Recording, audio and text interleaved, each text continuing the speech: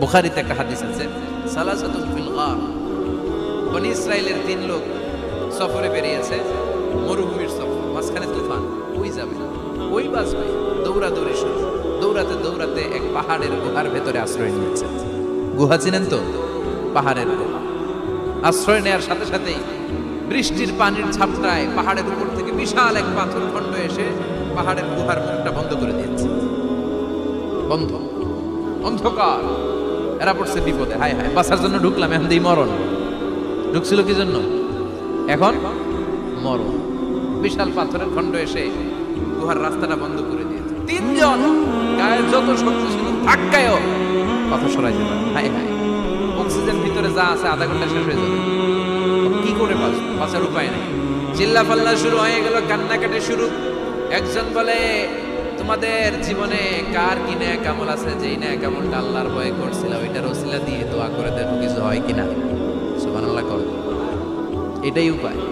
একজন হাঁটু গেড়ে চোখের পানি ছাড়া শুরু করছে, দোয়া শুরু করছে, আল্লাহ আল্লাহুম্মা কানাত লি আবাওয়ান শাইখান কাবীরা, আল্লাহ আমার বাবা মা ছিল বৃদ্ধ বৃদ্ধা, আমি পেশায় রাখাল, সারাদিন ছাগল চড়িয়ে রাত্রিবেলা দুধ আনতাম, সবার আগে আব্বা আম্মারে দিতাম, এরপরে আমার ছেলে মেয়ে, এরপরে স্ত্রী। একদিন গভীর রাতে এসে দেখি আব্বা আম্মা ঘুমায়, দুধের বাটি নিয়ে আব্বা আম্মার মাথার সামনে দাঁড়িয়ে রইলাম। ছেলে মেয়েগুলো আব্বা এসে বলে, আব্বা দুধ দাও। আমি বললাম পরে, আগে আব্বা আম্মা খাবে তারপরে তোরা। ছেলে মেয়েগুলো কান্না জুড়ে দিল, আমি দেই নাই। ফজর পর্যন্ত দাঁড়িয়ে রইলাম। ফজরের আগ দিয়ে আব্বা আম্মা ঘুম থেকে উঠে দেখে তো আমার অবাক, কিরে বাবা দাঁড়িয়ে কেন? বললাম প্রতিদিন দুধ খেয়ে ঘুমাও, আজকে আগে আগে ঘুমিয়েছো, দুধ খাও নাই, তোমাদেরকে আগে দিব বলে দাঁড়িয়ে রইলাম। আল্লাহর ডেকে বলে, আল্লাহ ওই দিন সারা রাত দুধের বাটি নিয়ে মা বাবার শিওরে আমি দাঁড়িয়েছিলাম, ফজরের সময় আব্বা আম্মারে দুধ খাওয়ালাম, তারপরে ছেলে মেয়েদেরকে দিয়েছিলাম, তারপরে স্ত্রীকে দিয়েছিলাম। ও মাবুদ, ওই দিনের এই কাজটা আমি দুনিয়ার কাউরে খুশি করার জন্য করি নাই, শুধুমাত্র তোমার খুশি ছাড়া। ওই রাতের ইবাদত যদি তোমার দরবারে ভালো লেগে থাকে, ফাররিজ আন্না মা নাহনু ফি, আজকের বিপদের দিনে কেউ বাঁচানো নাই, তুমি আমাদের বাঁচাও। ফানফাজারাত, মুহূর্তের মধ্যে 1/3 বিশাল পাথর খণ্ডটা ডান দিকে সরে যায়, এক পাশে সরে যায়। সামান্য আলো বাতাস ঢুকতে আরম্ভ, এখন বাতাস ঢুকে, এখন বেঁচে থাকতে পারবে এই নিশ্চয়তা হয়েছে। সুবহানাল্লাহ। এবার সে বলল, ভাই তোর কি আমল আছে বল। দ্বিতীয় জন হাঁটু গেড়ে আবার চোখের পানি ছেড়ে আল্লাহরে ডেকে বলে, মাবুদ আমার এক চাচাতো বোন ছিল, কানাত লি ইবনাতু আম জামিলা ওয়া কুনতু উহিব্বুহা কাআশাদ্দি মা ইউহিব্বু রিজাল আন-নিসা। আল্লাহ সুন্দরী, অনন্যা, অপ্সরী, প্রিয়ঙ্গদা, অনুসুয়া, গুণবতী, রূপবতী আমার এক চাচাতো বোন ছিল, তার প্রেমে আমি ছিলাম পাগল পাড়া, কিন্তু সে তো আমার ডাকে সাড়া দেয় না। অনেক চেষ্টা করলাম তারে পাওয়ার জন্য। চাচাতো বোন আমারে বলে, 100 স্বর্ণ মুদ্রা যেদিন দিতে পারবা ওই দিন আমারে পাবা। এবার আমি স্বর্ণ মুদ্রা কালেকশনের কাজে লেগে গেলাম। বছরের পর বছর চেষ্টা করে 100 স্বর্ণ মুদ্রা যেদিন পেলাম ওই দিন চাচাতো বোনের কাছে গেলাম, যে তার হাতে স্বর্ণ মুদ্রা দিলাম, বললাম চলো এবার আমরা অপকর্ম করি। স্বর্ণ মুদ্রা পেয়ে সেও খুশি, আমিও খুশি। সে পাইছে স্বর্ণ, আমি পাইছি তারে। গোপন একটা রুমের ভেতরে ঢুকলাম, দুজনে জামা কাপড় খুলে ফেললাম, নেকেড হয়ে পাপ কাজ শুরু করবো। ইন দা মিন টাইম আমার চাচাতো বোন আমারে বলে, ও আমার চাচাতো ভাই, আমারে তুই আমার সতীত্ব তুই নষ্ট করে দিস না, ইত্তাকিল্লাহ, আমার সম্ভ্রম তুই শেষ করে দিস না, ইত্তাকিল্লাহ, আল্লাহরে ভয় কর। আল্লাহ, ওই মুহূর্তে ফিরে আসা কঠিন কঠিন, কিন্তু ইত্তাকিল্লাহ, আল্লাহরে ভয় করে। এই শব্দটা যখন শুনলাম আমার ভিতরটা কেঁপে উঠেছে। আমি মুহূর্তে তোমার ভয়ে জামা পড়ে ওই রূপ থেকে চিৎকার মেরে বেরিয়ে গিয়েছি।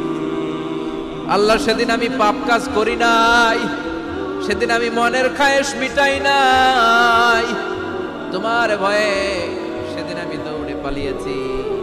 ওই দিনের ইবাদতটা, আমলটা যদি তোমার কাছে ভালো লেগে থাকে, ফাররিজ আন্না ফিমা নাহনু ফি, আজকে যেই বিপদে আছি তুমি বাঁচাও। বলার সাথে সাথে 2/3 2/3 পাথরের খণ্ডটা আরো ডান দিকে সরে যায়। সুবহানাল্লাহ পড়েন।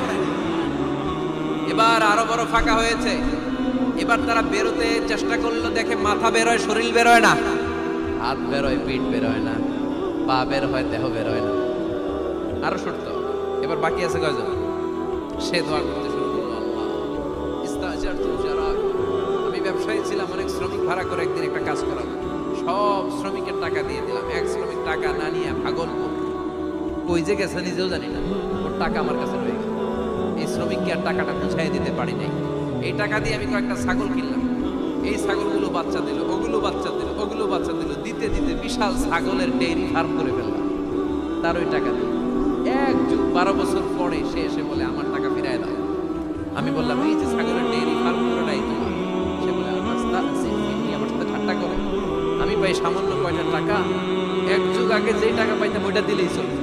আমি বললাম ও শ্রমিক, তোমার টাকা দিয়ে আমি ছাগল কিনে ব্যবসা করেছি, ছাগল বাচ্চা দিয়েছে, বাড়তে বাড়তে বাড়তে বাড়তে আজকের বিশাল এই ডেইরি ফার্ম। এই ডেইরি ফার্মের মালিক আমি নই, তুমি নিয়ে যাও। বলার সাথে সাথে শ্রমিক আনন্দে নাচতে নাচতে ডেইরি ফার্ম নিয়ে যায়। ও আল্লাহ, ওই দিন যদি সে যতটুকু টাকা পাওনা ছিল অতটুকু দিলেই সে খুশি হয়ে যেত। শুধু তোমার খুশির জন্য পুরো ডেইরি ফার্ম আমি তারে দিয়ে দিয়েছিলাম। আল্লাহু আকবার। আল্লাহ, আজকের এই বিপদের দিনে আমার সেদিনের আমলটা যদি তোমার কাছে ভালো লাগে তুমি বাঁচাও। বলতে দেরি, মুহূর্তের মধ্যে বিশাল প্রকাণ্ড পাথর খণ্ডটা অন্যদিকে দৌড়ে চলে যায়। পাহাড়ের গুহা ওপেন, পাথর খণ্ড নাই। আল্লাহর শুকরিয়া তাকবীর দিতে দিতে 3 জন বের হয়ে যায়। সুবহানাল্লাহ পড়েন। সহিহ বুখারীর বর্ণনা, সহিহ হাদিস।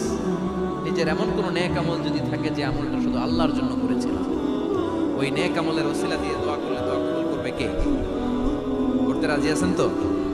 প্রতিদিন 100 বার তাওবা ইস্তেগফার করতে রাজি আছেন? আল্লাহর জিকির করতে রাজি আছেন তো? আর বেশি বেশি দোয়া করতে রাজি আছেন?